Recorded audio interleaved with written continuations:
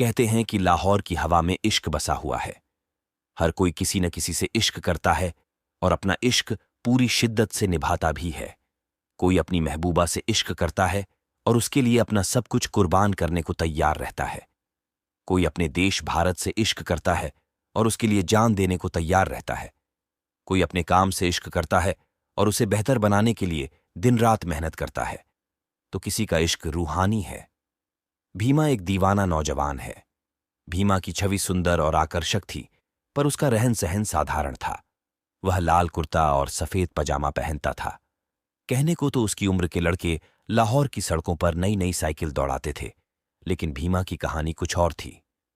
भीमा एक साधारण लड़का था। भीमा का दिन शुरू होता था घर से कैंटीन तक के सफर से। भीमा का घर कैंटीन के करीब एक छोटी सी गली में था।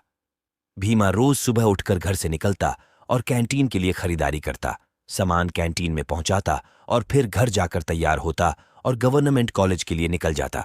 कॉलेज में पढ़ाई करता और आयशा के साथ कुछ वक्त बिताता। फिर कैंटीन का हिसाब किताब संभालता और फिर शाम को घर चला जाता था। हाँ, कभी कभी जब वो किसी लड़के को खाली सड़क पर BSA मोटरसाइकिल दौड़ाते हुए देखता तो कहता, एक दिन ऐसा भी आएगा जब मैं पगड़ी बांधकर मोटरसाइकिल पर बैठूंगा और मेरे पीछे आयशा को बैठाऊंगा।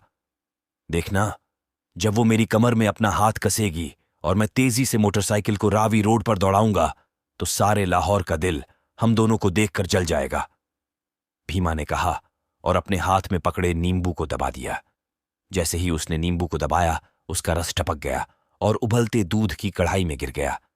अबे गधे, क्या कर रहा है? दुकान के मालिक ने उसे फटकारते हुए कहा और अपना माथा पीटने लगा। माफी जी, माफी चचा जी, माफी, भीमा ने अपने हाथ जोड़ते हुए कहा।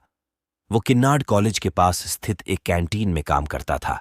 कैंटीन के मालिक थे पठान चच्चा। कंगाली की वजह से उसे कॉलेज में पढ़ाई पूरी करने के लिए नौकरी करनी जरूरी थी। गधे, अब इसके पैसे कौन भरेगा? कटेगा।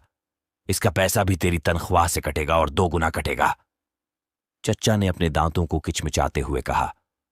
गुस्से की वजह से उसकी नाक फूल गई थी और भीमा की सांसें।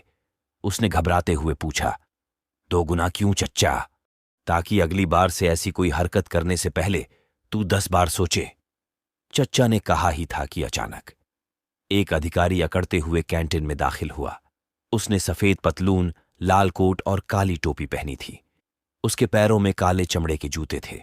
उसकी बेल्ट पर एक पिस्तौल लटक रही थी।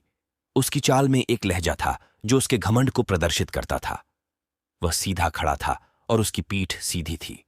उसके चेहरे पर क्रूरता थी। उसने तेज आवाज में कहा, 1 कॉफी जल्दी लेकर आओ। कैंटीन में काम करने वाले शाहिद ने तुरंत 1 कप कॉफी बनाई और अधिकारी के सामने रख दी। अधिकारी ने कॉफी का एक घूंट लिया और फिर शाहिद को थप्पड़ मार दिया। शाहिद नीचे गिर गया। अधिकारी ने कहा, यह कॉफी बहुत ठंडी है, इसे वापस ले जाओ और एक नई कॉफी बनाओ। चच्चा गुस्से में खड़े हो गए। भीमा ने कैंटीन के कोने में रखा हुआ एक हथौड़ा उठाकर जोर से अंग्रेज अधिकारी के सर में मार दिया। अंग्रेज नीचे गिर गया।